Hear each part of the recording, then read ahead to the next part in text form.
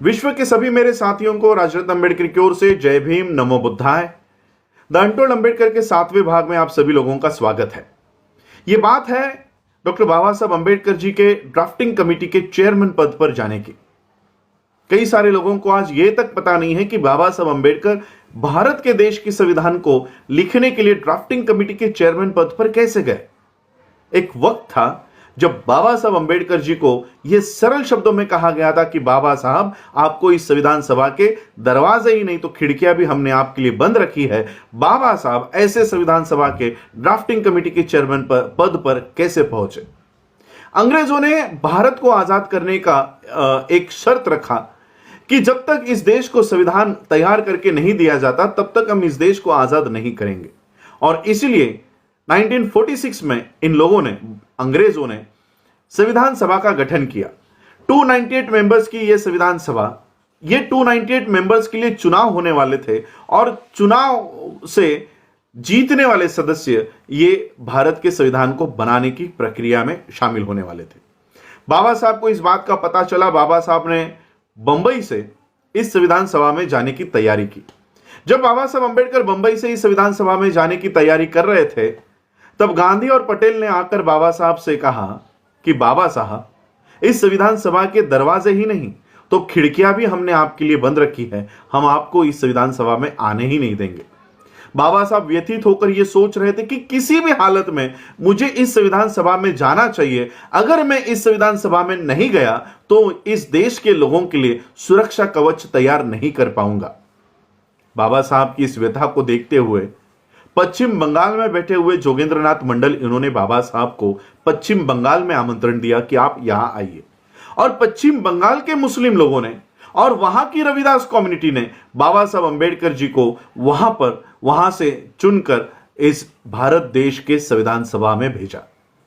298 members की यह संविधान सभा 9 दिसंबर 1946 को इस संविधान सभा का कामकाज शुरू हुआ और पहले ही दिन का कामकाज इतना विवादास्पद है कि वहीं से झगड़े शुरू हो चुके थे।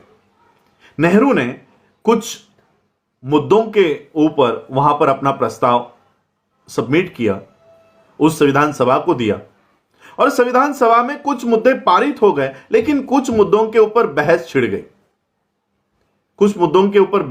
और वो बहस इतनी तीखी बहस थी कि वो बहस झगड़ों में रूपांतर हो गया। डॉक्टर राजेंद्र प्रसाद इस संविधान सभा के चेयरमैन थे। 298 मेंबर्स को जब अपनी बात रखने का मौका मिलता तो 2 दिन के बाद और केवल 5 मिनट के लिए वो मौका उनको दिया जाता था। जब यह पूरा बहस चल रही थी, पूरा झगड़े चल रहे थे, संविधान सभा में ये झगड़े चल रहे थे, तब डॉक्टर राजेंद्र प्रसाद, इन्होंने बाबा साहब से कहा कि बाबा साहब, आप उठिए और आप अपनी बात रखिए। बाबा साहब ने देखा कि इतनी बहस चल रही है, इस बहस में मुझे कौन सुनने वाला है, मेरी आवाज तो इस बहस में दब जाएगी। लेकिन फिर भी बाबा साहब खड़े हुए और बाबा साहब ने जो स्पीच दिया है, यह कॉन्स्टिट्यूएंट असेंबली के उस सारे किताबों में यह मौजूद है। बाबा साहब कहते हैं कि आज एक तो मेरा बोलने का दिन नहीं है, मेरा मौका आज नहीं है, वो कल है, लेकिन फिर भी इतने झगड़ों में, इतने बहस में आपने मुझे खड़ा किया है तो मैं अपने इस मौके का पूरा फायदा उठाऊंगा। 5 मिनट का समय बाबा साहब को दिया गया था और जैसे ही बाबा साहब ने अपनी बातों को रखना शुरू कर दिया, जो सभागृह शोर कर रहा था कुछ ही क्षणों में शांत हो गया और बाबा साहब क्या कह रहे हैं इसकी ओर कान देकर सुनने लग गया।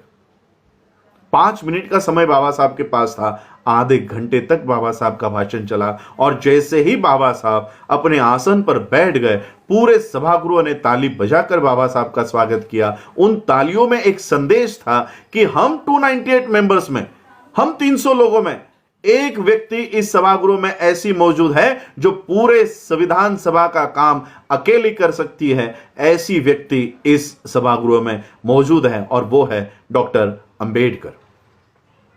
बाबा साहब ने धीरे धीरे पूरे संविधान सभा का कब्जा कर लिया, ताबा ले लिया।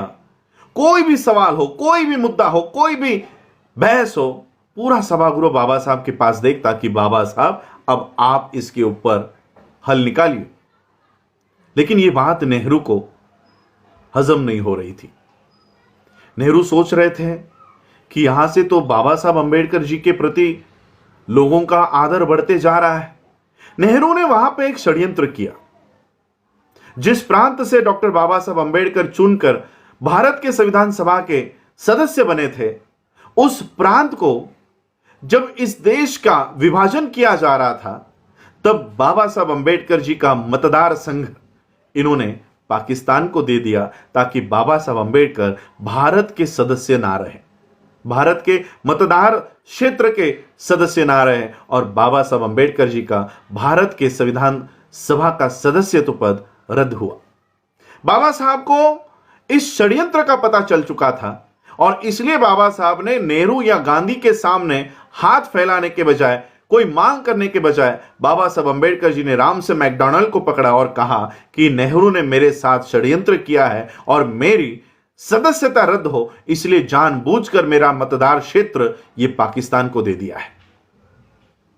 रामसे मैकडॉनल्ड ने नेहरू को बुलाया और नेहरू से कहा कि जब तक आप डॉक्टर अंबेडकर को भारत के संविधान सभा पर फिर से चुनकर नहीं लेते, तब तक आपके देश को कोई आजादी नहीं दूंगा। ये सीधे शब्द में ये रामसे मैकडॉनल्ड ने नेहरू को कहा, और नेहरू की ये मजबूरी हो गई कि अगर आजादी चाहिए तो बाबा साहब को संविधान सभा पर लेना होगा। और फिर नेहरू ने अपने एक कांग्रेस के सदस्य से इस्तीफा मांगा, और वो इस्तीफा दी हुई कुर्सी बाबा साहब को दी। बाबा साहब फिर से इस भारत के संविधान सभा के सदस्य बन गए, और देखते देखते बाबा साहब अंबेडकर पूरे भारत के संविधान सभा के ड्राफ्टिंग कमेटी के चेयरमैन पद पर गए। 2 साल 11 महीने 18 दिन तक लगातार बाबा साहब अंबेडकर जी ने एक एक आर्टिकल को 15-15 दिन व्यतीत करते हुए, बिताते हुए इस देश का ही नहीं, भारत के देश का ही नहीं, विश्व का गौरवशाली संविधान बाबा साहब अंबेडकर जी ने 26 नवंबर 1949 को डॉक्टर राजेंद्र प्रसाद इनको सौंप दिया, और भारत को विश्व का गौरवशाली संविधान प्राप्त हुआ। जय भीम, जय भारत, जय बुद्ध।